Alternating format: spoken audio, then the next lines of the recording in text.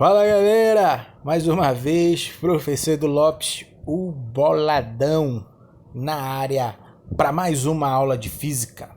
E continuando falando de dinâmica, agora vamos falar sobre as leis de Newton. Moleque, te liga papai, assunto delicinha recorrente em provas de vestibulares, inclusive no Enem.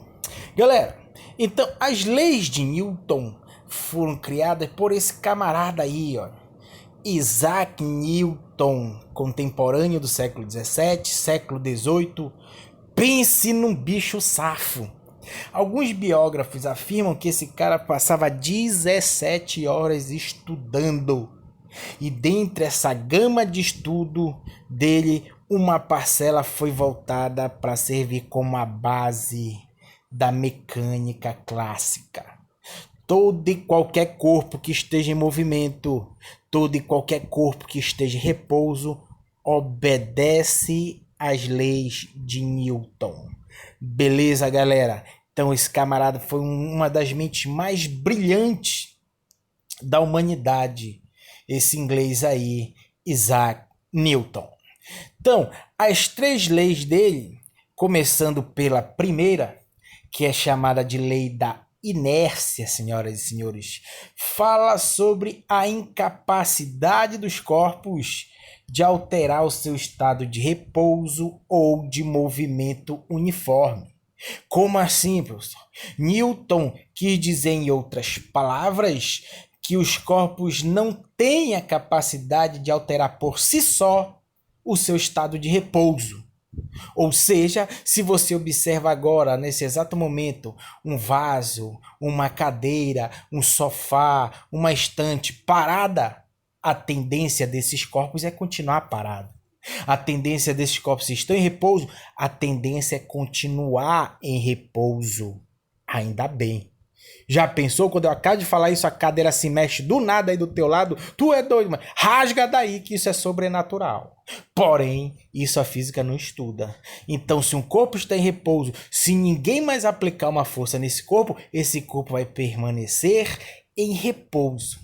Mas Newton concluiu dizendo também na primeira lei que os corpos são incapazes de alterar seu estado de movimento uniforme, ou seja, velocidade constante. Observe essa primeira animação aí, que o carro colide e o motorista continua o seu movimento, porque se ele está em movimento, a tendência dele é continuar em movimento, mesmo colidindo aí com algum obstáculo, o carro está em movimento, o motorista está em movimento junto com o carro, então o motorista tende a continuar em movimento, por isso que ele é jogado para frente.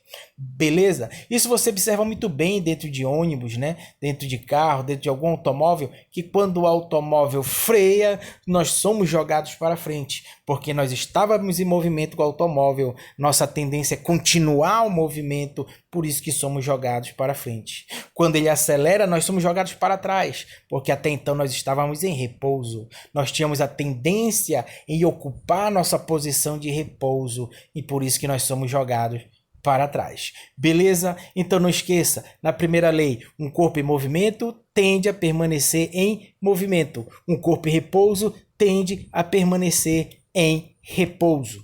Tá na mão? Tranquilo. Olha só, galera, é graças à primeira lei de Newton que explica, que justifica a obrigatoriedade do uso de cinto de segurança. Então, se o carro colide, você está em movimento junto com o carro, se ele colide, a tendência do corpo ser lançado para frente, porque está em movimento, tende a permanecer em movimento por inércia. E o cinto de segurança vem para nos segurar desse movimento por inércia aí. Beleza? Tranquilo, suave. Primeira lei, só isso. A segunda lei fala sobre uma formulazinha fundamental na dinâmica, que disse que a força resultante, lembra como se fosse resultante da aula passada, ela é diretamente proporcional à massa no corpo e à aceleração adquirida por esse corpo. Em que essa segunda lei se resume nesta equaçãozinha aí, ó, que a força é o produto da massa do corpo pela aceleração adquirida por ele. Mas só o que Newton quis dizer com isso mesmo? Vamos entender. Quando ele diz que força e massa são proporcionais, ele quer dizer que quanto maior for a massa, tu tens que aplicar uma força mais intensa para movimentá-lo. Para tu arrastar uma cadeira é mais simples do que tu querer arrastar a tua cama aí, porque a tua cama tem maior massa, então tens que aplicar uma força mais intensa. Então, se nós temos essas duas situações, perceba que a massa 1 é menor que a massa 2. Então, a força que terá que ser aplicada na massa 2 será bem mais intensa que a força que foi aplicada na massa 1. Força e massa são diretamente proporcionais. Na situação em que a massa é maior, no caso a massa 2, a força aplicada na massa 2 também será maior. É só você pensar que força e massa são diretamente proporcionais. Sendo assim, nós podemos analisar também a relação entre força e aceleração, que também é diretamente proporcional. Ora, você percebe aqui duas situações. Quando uma força de menor intensidade é aplicada nesta massa, ela vai variar sua velocidade devagarzinho. Ela vai demorar mais tempo para variar a velocidade. Então, a rapidez com que se varia a velocidade, o nome disso é aceleração. Então, nesse caso, a velocidade é zero. Quando a força é aplicada, essa velocidade muda. Então, nós temos aceleração produzida por esta força. Então, tu perceba que essa variação de velocidade foi bem branda. Ela foi, na verdade, demorou muito tempo para variar a velocidade. Então, a aceleração é pequena, porque a força aplicada também teve menor intensidade. Agora, se eu aumentar a intensidade da força sobre esse bloco, repara que a variação da velocidade vai ser mais rápida. Isso quer dizer que a aceleração, então, foi maior, porque a força que eu apliquei é maior. Quanto maior a força que você aplica no corpo, mais rápido ele se desloca. Mais rápida é a variação da velocidade. Isso quer dizer que maior será a aceleração. Então, eu posso afirmar que força e aceleração são diretamente proporcionais. Força e aceleração são diretamente proporcionais. A força 2 foi mais intensa que a força 1, então a aceleração no segundo caso é maior que a aceleração no primeiro caso. A terceira e última análise que vamos fazer da segunda lei é quanto à massa e à aceleração. Algo simples também de nós observarmos.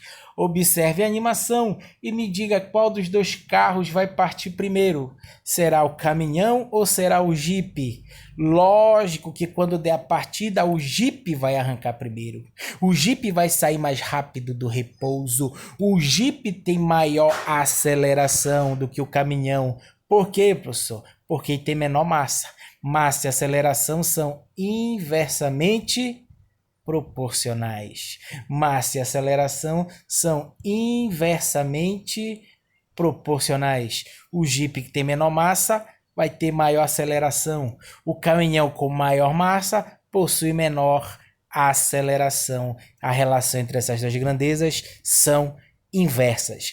Essa relação que você tem que fazer entre essas grandezas para entender melhor a segunda lei de Newton. Força resultante é igual a massa vezes a aceleração. Beleza, galera? E a terceira e última lei de Newton aqui para a dinâmica fala sobre ação e reação. Talvez a lei mais famosa de Newton, que para toda ação corresponde uma reação. Quando tu fala aqui se faz, aqui se paga. Lei da ação e reação. Tudo que vai, volta. Lei da ação e reação. Quem planta vento, colhe tempestade. Então são maneiras diferentes de falar da lei da ação e reação.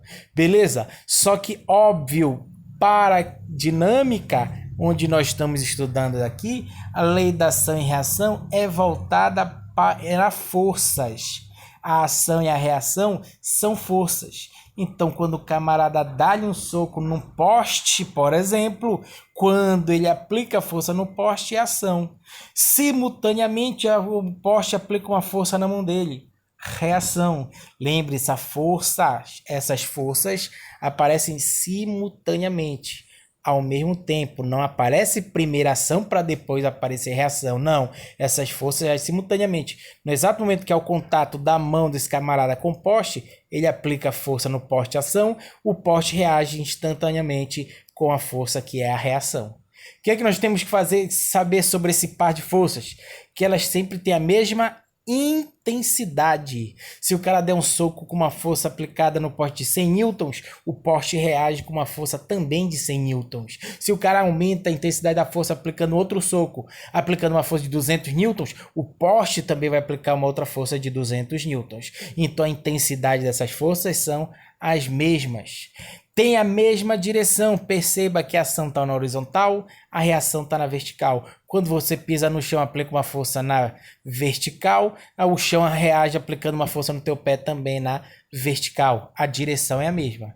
A única coisa que difere é no sentido. A ação está para a direita, a reação para a esquerda. Então os sentidos são opostos. Resumindo, então a lei da ação e reação nos diz que para toda ação corresponde uma reação com a mesma intensidade, mesma direção e mesmo sentido.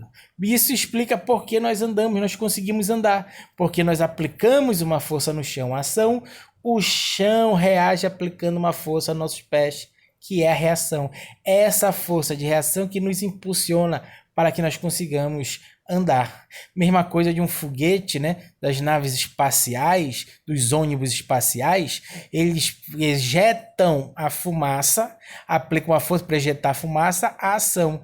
A fumaça aplica uma força no corpo, reação, o que faz eles se deslocarem. Para você andar, nadar, melhor dizendo, ação e reação. Você aplica uma força na água, ação, a água aplica uma força no seu corpo, reação, essa força que te impulsiona, que faz com que você consiga nadar. Beleza, galera? Então essa foi a nossa aula sobre as leis de Newton. Tamo junto na missão. Até nosso próximo encontro, mas até lá, viverei de saudades.